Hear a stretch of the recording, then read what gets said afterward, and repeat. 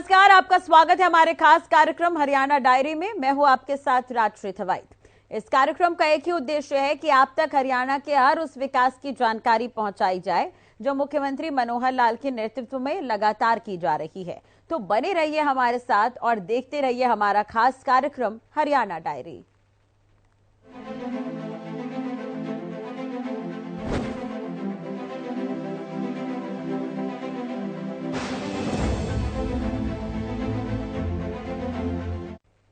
हरियाणा के मुख्यमंत्री मनोहर लाल लगातार प्रदेश के विकास को लेकर काम कर रहे हैं और साथ ही विकास की राह में जनता की जो समस्याएं सामने आ रही है उनके समाधान को लेकर जनता से संवाद भी कर रहे हैं। तो वहीं सीएम ने हिसार के नारनौन गांव में जनसंवाद किया और लोगों की समस्याओं का समाधान भी किया है। देखिए रिपोर्ट।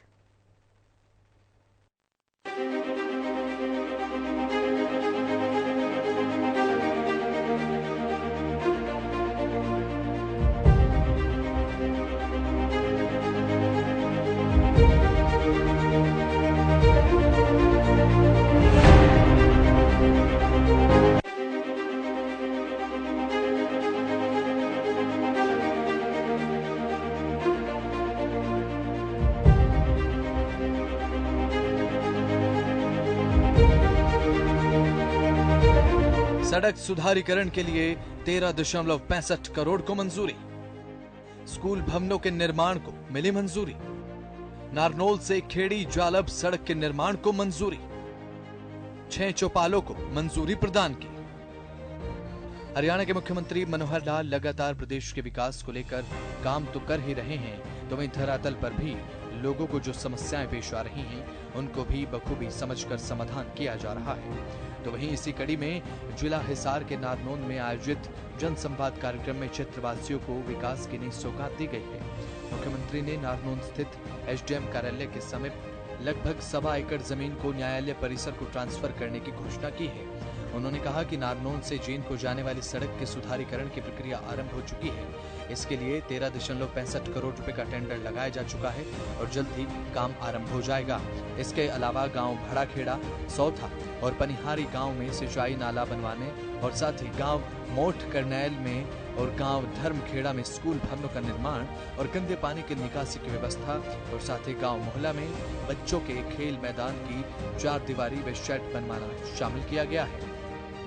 मुख्यमंत्री मनोहर लाल ने थुराना से बडाला, सीसर से भाटोल गांव और जींद रोड से 3 किलोमीटर शहरी क्षेत्र के हिसार में अब नारनौल से खेड़ी जालब सड़क के निर्माण की मंजूरी प्रदान कर दी है। इसके अलावा उन्होंने 6 चौपालों को भी मंजूरी दी है। इन सभी चौपाल का कार्य 3 से 4 महीने में पूरा कर लिया जाएगा। जनसंवाद में विभिन्न गांव के सरपंचों की तरफ से रखी गई एक प्रमुख मांग को भी मुख्यमंत्री मनोहर लाल ने मंजूरी प्रदान कर दी है। उन्होंने कहा कि पंचायत को विकास कार्यों के लिए वांछित फंड जारी किया गया है। उन्होंने सरपंचों का आह्वान किया कि वे इस फंड का उपयोग करके गांव में विकास कार्य करवाएं, लेकिन साथ में भ्रष्टाचार पर भी बराबर नजर बनाए रखें। उन्होंने कहा कि सरकार की तरफ से ग्रामीण क्षेत्र में जो विकास कार्य करवाए जाते हैं उनके रख रखाव की जिम्मेदारी भी ग्राम पंचायत को ही लेनी होगी। मुख्यमंत्री ने कहा कि राज्य सरकार भ्रष्टाचार को जड़ मूल से समाप्त करना चाहती है और इसी पक्ष में लगातार काम कर रही है। इस कार्य में आमजन को भी अपनी भूमिका निभानी होगी। उन्होंने कहा कि भ्रष्टाचार को जड़ मूल से समाप्त करना हम सबकी बड़ी जीत रहेगी। उन्होंने कहा कि आंगनबाड़ी में आने वाले राशन का वितरण पात्र बच्चों के बीच सुनिश्चित करना होगा। राशन वितरण को लेकर अगर कोई शिकायत आती है तो संबंधित अधिकारी व कर्मचारियों के खिलाफ कड़ी कार्रवाई अमल में लाई जाएगी। उन्होंने कहा कि 1 महीने के बाद नारनौल क्षेत्र की आंगनबाड़ी की व्यवस्था की चेकिंग भी करवाई जाएगी। सीएम ने कहा कि कुछ कामों के टेंडर हो चुके हैं और कई कामों के टेंडर होने बाकी हैं। अगले 3 से 4 महीने में सभी कामों को प्राथमिकता के साथ निपटा दिया जाएगा। सीएम मनोहर लाल ने क्या कुछ कहा वो उन्हीं की जुबानी आपको सुनाते हैं। बहुत जल्दी शुरू हो जाएगा। ग्राउंड काफी हो गई, जो बीच में अब बाकी जो मैं बता रहा था ना, इसका टेंडर लिखा हो गया, नहीं टेंडर हो गया लिखा इस पर। अरे जो बीच में से है 3 किलोमीटर की है, इसका नंबर है 5187। नागपुर टाउन का हिस्सा है, जींद रोड का रोड आईटी की है 5189 5186 और नागपुर टाउन में है 5187। ये तीनों इसके टेंडर हो गए। तो ये अलग होगा, एक है नारनौल से खेड़ी जालर 5170, इसका भी टेंडर हो गया है, काम जल्दी इसका होने वाला है। ये काम इसलिए बता रहा हूँ कि गांव के लोगों को सबको पता हो। अब अंत में आपकी बात सुनने से पहले उदयवीर पुत्र खुशीराम, भगवान दास पुत्र छोटूलाल, शकुंतला पत्नी श्री नंदलाल, धन्नो पत्नी श्री भगवान दास, देवलता पत्नी श्री सतवीर, श्रीचंद पुत्र श्री बाबूराम, राधेश्याम पुत्र श्री चूड़ियाराम, संतोष पुत्र श्री नरेश, बलवान सिंह पुत्र श्री घनश्याम, इतने लोगों पे ये ओल्ड एज पेंशन सेक्रेटरी इनको दे रहे हैं। इस महीने से पेंशन इनकी चालू, ठीक है कि नहीं? आगे भी फटाफट पूरी कर दो। आंगनबाड़ियों की व्यवस्था भी ठीक करनी है। आंगनबाड़ी WCD के जिम्मे है। कौन है WCD के अधिकारी? जितना बताया जाता है कि बच्चे इतने आंगनबाड़ी में हैं, हमारे पास ये शिकायत है कि उतने बच्चे होते नहीं हैं, और राशन भी आता है तो जो वहाँ आता है उसको मिल जाता है, बाकियों को घर पर भी नहीं पहुँचता है। अभी तो आपको मैं सार्वजनिक तौर पर कह रहा हूँ, इसको ठीक कराइए। 1 महीने बाद यहाँ चेकिंग कराएंगे।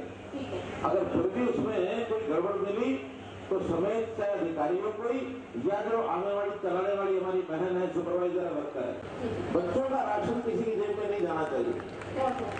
बच्चों का राशन वो बच्चों को मिलना चाहिए, उनके माता पिता को मिलना चाहिए, ताकि बच्चों का परवरिश ठीक हो जाए। बहुत छोटी छोटी चीजें हैं, लेकिन हमको व्यवस्था को ठीक करना है। ये भ्रष्टाचार खाली ऊपर ऊपर नहीं होता, कई जगह नीचे भी होता है। चाहे नीचे हो, चाहे ऊपर हो, चाहे बीच में हो, भ्रष्टाचार को समाप्त करना ये बहुत बड़ी जीत हो जाएगी हमारी, मतलब बहुत बड़ी जीत हो जाएगी। मुख्यमंत्री मनोहर लाल की तरफ से लोगों की समस्याओं को सुनते हुए समाधान को लेकर तुरंत प्रभाव से दिशा निर्देश दिए गए हैं। जनता की परेशानियों को गंभीरता से लेते हुए समाधान सुनिश्चित किया जाए, इसे लेकर मुख्यमंत्री का प्रयास रहता है। इस दौरान सीएम ने आयुष्मान योजना का जिक्र करते हुए इस योजना से जनता को हो रहे लाभ को भी गिनाया। सुनिए। इस लाभ को लेने की इच्छा करती है? नहीं करती। क्यों नहीं करती? क्योंकि बीमार के लिए ही है। कोई नहीं चाहेगा मैं बीमार हो जाऊं, कोई नहीं चाहेगा मैं अस्पताल में जाऊं, लेकिन अगर जाना पड़ जाए तो उसकी तकलीफ को थोड़ा सा कम करने के लिए उसको कर्जा ना लेना पड़े, उसकी घर की चीज ना बिक जाए, उसको परेशानी ज्यादा ना हो, इसलिए काम करते हैं। और पूरे हरियाणा में लगभग 850 करोड़ रुपया हम इस पर लगा चुके हैं। अभी चीजें कभी किसी ने सोची नहीं, इसमें धीरे धीरे और आगे बढ़ रहे हैं कि हर आदमी को ये तकलीफ उसकी दूर हो। अब है पेंशन। ये जो पेंशन का विषय है, हर स्थान पर हमने क्या किया कि जो ऑटोमेटिक पेंशन है लोगों की वो उनको बन जाए, और ऑटोमेटिक पेंशन के नाते इस शहर में 106 लोगों की पेंशन अपने आप बनी है। 60 साल का हुआ, जाके आदमी जाता है, साइन करा के ले आता है, और साइन कराने के बाद उसके घर में पेंशन पहुंच जाती है। इसमें कुछ कठिनाइयां लोगों को आ रही है, नारनौल हो कहीं भी हो, लेकिन मुझको पूछने आते भाई थारी पेंशन नहीं बनी हो तो बता दो, आपके यहाँ किस किस का 60 साल की उम्र पूरी हो गई और 60 साल की उम्र वो एक बार खड़े हो जाओ। अरे एक मिनट, जिसकी खुद की पेंशन नहीं बनी है और यहाँ आए हैं, एक बार खड़े हो जाओ।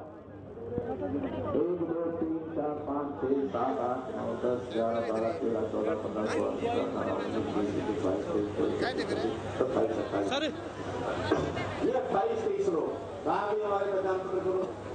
ये जरा साइड से उस गैलरी से आकर के और इस साइड में जाओ, हमने काउंटर लगाया है, आज ही कोशिश करेंगे आपकी पेंशन बन जाए।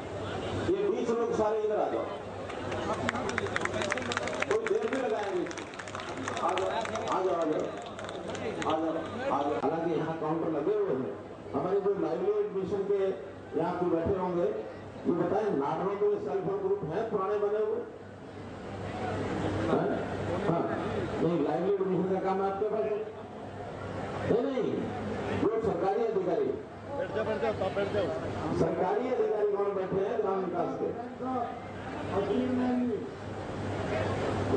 सर नारनौल में नहीं है, ये अर्बन में आता है। अर्बन में तो अब आया है, जब ये गाँव था उस समय सेल्फ हेल्प ग्रुप रहे होंगे ना यहाँ?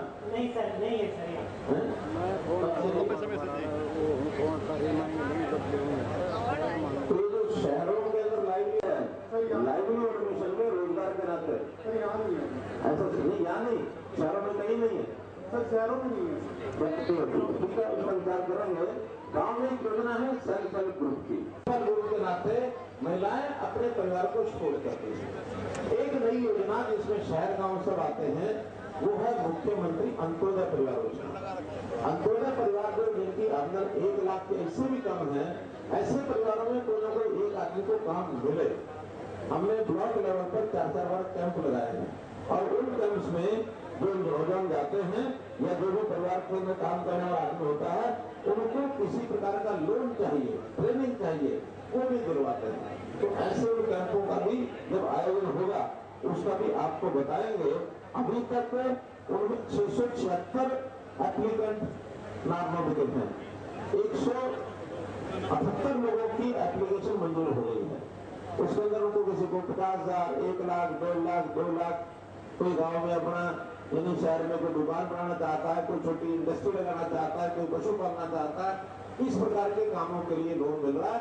50,000 के लगभग ऐसे लोगों को लोन दिलवाए हैं ताकि वो भी अपनी आमदन को आगे बढ़ा सके, पूरा कर सके। अब ये काम आमदन बढ़ाने के चाहे किसी भी योजना में हो, इसको हम आगे बढ़ा रहे थे। बहुत लोग नौजवान हमारा पढ़ लिख करके ये विदेश में भी जाना चाहता है। अलग से हमने सिस्टम बनाया है overseas placement cell, foreign cooperation department. उसमें ऐसे जवानों को विधिवत पासपोर्ट के साथ वीजा दिला करके तब भेजते हैं, क्योंकि यहाँ बहुत सी दुकानें खुल गई हैं, कबूतरबाजी उसको कहते हैं। लोग फंस जाते हैं, 5 लाख, 10 लाख, 20 लाख जाके देते हैं और बिना वीजा के इलीगल तरीके से विदेश भेज देते हैं लालच में। तो वहां जाओगे, कमाई ये करोगे, वो करोगे, और वहां जाने के बाद उनके पासपोर्ट उठा करके फाड़ के फेंक देते हैं। वो आदमी वापस आने में नहीं बचता। बहुत तो समाचार में मिले कि आदमी गया और उसको किसी ने वहीं मार भी दिया। एक रूट नया नाम उसका चला, डंकी रूट। क्या करते हैं, वो कुछ ऊंची दीवार बना देते हैं अफ्रीका में खास करके, और दौड़ लगवाते हैं, जब जो दीवार से कूद जाएगा उसको नौकरी मिल जाएगी। अब नौजवान गांव का लड़का अक्सर दौड़ने वाला होता है, कूदता रहता तो कूदता है, उनको लगता है कि बस हो गए पास, क्योंकि दिमाग में बैठाते कि तुम्हारा डंकी रूट से हमने ना पास करा के तुम्हें लगवाया है। होता कुछ नहीं है, फर्जी बना है। उसका डंकी रूट पास करवाया, अच्छा अभी लग गई नौकरी, उसके बाद नौकरी रहे ना रहे पीछे से कट जाता है। ऐसे इलीगल तरीके से कोई भी इसका लालच में ना आए, सरकारी सिस्टम बना रहे हैं। और वैसे कुछ लोग और एजेंसियां भी हैं जो विधिवत वीजा लेकर के काम कराती हैं, ट्रेनिंग कराती हैं, स्किलिंग कराती हैं। जिस चीज की जरूरत है उनको भेजते हैं। वहाँ बहुत प्रकार के कारीगर चाहिए, मिस्त्री चाहिए, इलेक्ट्रीशियन चाहिए, ड्राइवर चाहिए, बहुत तरह के लोगों की जरूरत वहाँ है। हम उस रूप से भी बहुत काम कर रहे हैं, उसका लाभ निश्चित रूप से आपको मिलेगा, होगा। मैंने एक ऐसा उदाहरण दे दिया, मैंने कहा ये एक बेटी जो है ये असिस्टेंट प्रोफेसर लगी है, और था क्या, वो हमारे कांग्रेस के नेता की बेटी है। अब हमारे कांग्रेस के नेता परेशान हो गई, महिला नेता। मैं तो बात कर आके चला गया, थोड़ी देर में मेरे कैबिनेट में आ गई। आपने क्यों नाम बोला? भाई मैंने इसलिए बोला, एक तो मैंने अपनी बताई विशेषता के मेरिट पर नौकरी देते हैं, और दूसरा ये बता दिया कि राजनीतिक तौर पर भेदभाव नहीं होता। अगर पिछली सरकारें होती ना, उनको पता लग जाता अगर हम विपक्ष में थे कि बीजेपी के नेता का बेटा है वो नौकरी नहीं लग सकता। आज हम चाहे वो कांग्रेस का हो चाहे किसी पार्टी का हो, मेरिट है तो नौकरी लगेगी, नहीं है तो नहीं लगेगी। सिद्ध करने के लिए बताया है, उसके बाद शांत होकर गई। ऐसे बहुत से काम, चाहे वो नौकरी की बात है, चाहे ट्रांसफर की बात है, चाहे वो नए राशन कार्ड बनने की बात है। राशन कार्ड का भी मैं आपको एक, हालांकि बहुत ज्यादा अंतर तो यहाँ नहीं होगा क्योंकि शहर के लोग बहुत जागरूक होते हैं, लेकिन फिर भी हमने नए राशन कार्ड बनाए, और उस नए राशन कार्ड में भी बहुत लोगों के जो गरीब परिवार थे जिनके राशन कार्ड बने नहीं हुए थे, 10-10 साल से धक्के खाए, 15-15 साल से, हमने एक साल हरियाणा में 12.5 लाख नए राशन कार्ड बनाए, 12.5 लाख, ताकि गरीब आदमी को राशन का लाभ मिले। आयुष्मान कार्ड बनाए, जिसकी इनकम 1,80,000 हमारे पास डाटा में रिकॉर्ड है, उसके सबके आयुष्मान कार्ड कोई बीमार हो जाए, कोई और बीमारी का ऑपरेशन करना पड़ जाए, तो गरीब आदमी को पैसा घर से ना लगाना पड़े। 5 लाख रुपए की सुविधा हर परिवार को। मुख्यमंत्री मनोहर लाल ने कहा कि पहले की सरकारों में नौकरियां लेने के लिए पर्ची खर्ची की प्रथा चलती थी, लेकिन हमारी सरकार ने आते ही इस प्रथा को बंद कर दिया और मिशन मेरिट शुरू किया गया। हम सरकारी नौकरियों की भर्ती में पूर्ण पारदर्शिता चाहते हैं और उसे लेकर भी आए हैं। युवाओं को उनकी योग्यता के आधार पर बिना किसी सिफारिश व पैसों की नौकरी मिल रही है। मौजूदा सरकार के कार्यकाल में विपक्ष की एक महिला नेत्री की बेटी को भी मेरिट लिस्ट के आधार पर ही नौकरी प्रदान की गई है। इससे स्पष्ट है कि राज्य सरकार नौकरी के मामले में किसी से कोई भेदभाव नहीं करती। मुख्यमंत्री मनोहर लाल ने कहा कि सरकार की आयुष्मान योजना बीमार लोगों के लिए एक संजीवनी का काम कर रही है। सरकार की तरफ से अब तक आयुष्मान योजना के तहत 850 करोड़ रुपए खर्च किए जा चुके हैं। बहुत से ऐसे लोग हैं जिनके उपचार पर 3 से 4 लाख रुपए तक खर्च हुए हैं। यह सारा पैसा सरकार की तरफ से खर्च किया गया है। उन्होंने कहा कि 1.80 लाख रुपए से 3 लाख रुपए तक वार्षिक आय वाले परिवार भी अब 1500 रुपए वार्षिक जमा करवा कर इस योजना का लाभ उठा सकते हैं। उन्होंने कहा कि इसके लिए आवेदन पोर्टल खुला है, इस पर आप आवेदन कर सकते हैं। मुख्यमंत्री मनोहर लाल ने कहा कि प्रदेश के 2 करोड़ 80 लाख लोग उनके परिवार का ही हिस्सा हैं और वे हमेशा उनके साथ खड़े हैं। उन्होंने बताया कि पीपीपी के आधार पर पात्र परिवारों को रोजगार देने के उद्देश्य से प्रत्येक ब्लॉक में 4 बार मुख्यमंत्री अंत्योदय परिवार उत्थान योजना के तहत मेले लगाए जा चुके हैं। इन मेलों के माध्यम से अब तक 50,000 लोगों को स्वरोजगार के लिए लोन दिया जा चुका है। इसके अलावा विदेशों में पढ़ाई करने के इच्छुक युवाओं को विदेश सहयोग विभाग की तरफ से पासपोर्ट व वीजा की सुविधा प्रदान की जा रही है और शिक्षा के अलावा युवाओं को विदेशों में रोजगार के अवसर मुहैया करवाने की दिशा में भी सरकार काम कर रही है। इस अवसर पर सांसद बृजेंद्र सिंह, विधायक रामकुमार गौतम और पूर्व मंत्री कैप्टन अभिमन्यु सहित जिला प्रशासन के अधिकारी भी उपस्थित दिखाई दिए और साथ ही लोगों की तमाम समस्याओं का समाधान किया गया। मुख्यमंत्री मनोहर लाल प्रदेश के विकास के साथ साथ विकास की राह पर लोगों को आगे बढ़ाने के लिए भी लगातार प्रयास कर रहे हैं। आधुनिकी के इस युग में विकास को लेकर सरकार लगातार काम कर रही है। जनता को भी उसके लिए सुदृढ़ बनाने के लिए भरसक प्रयास लगातार जारी है।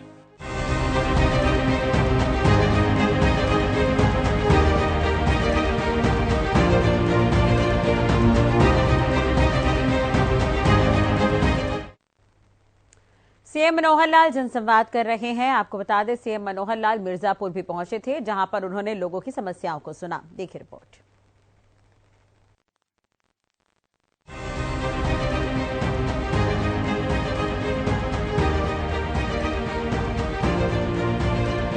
हरियाणा के सीएम मनोहर लाल आज दूसरे दिन हिसार रहे। वे मिर्जापुर और बहबलपुर गांव में भी पहुंचे। इस दौरान जेजेपी विधायक जोगीराम सिहाग ने मुख्यमंत्री मनोहर लाल की तारीफ की।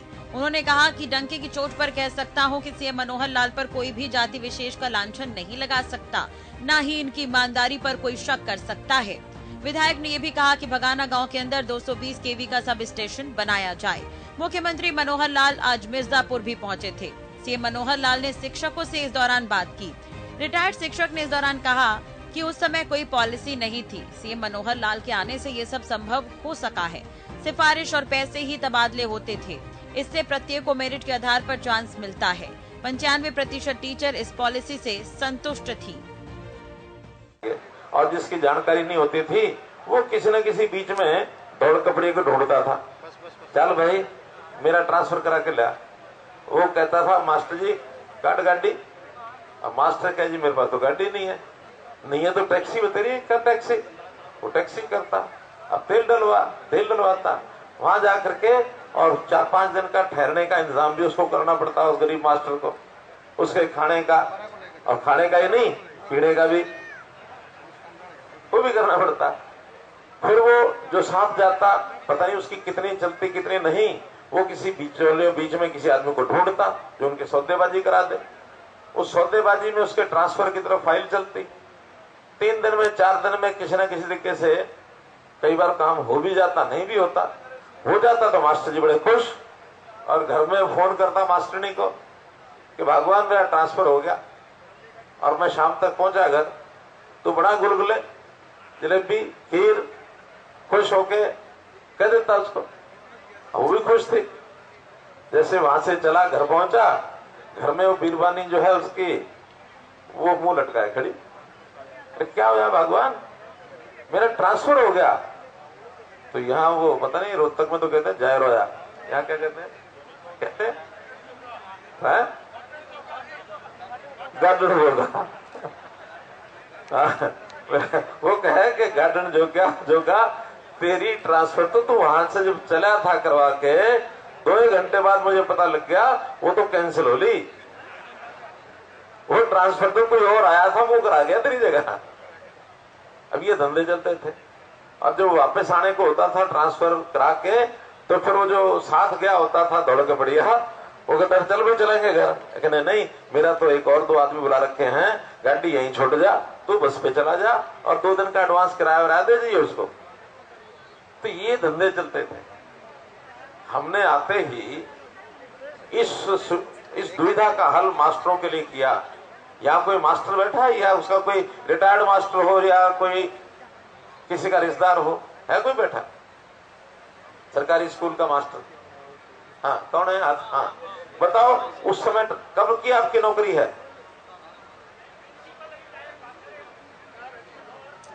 मतलब पिछले 10 साल पहले नौकरी में थे ना?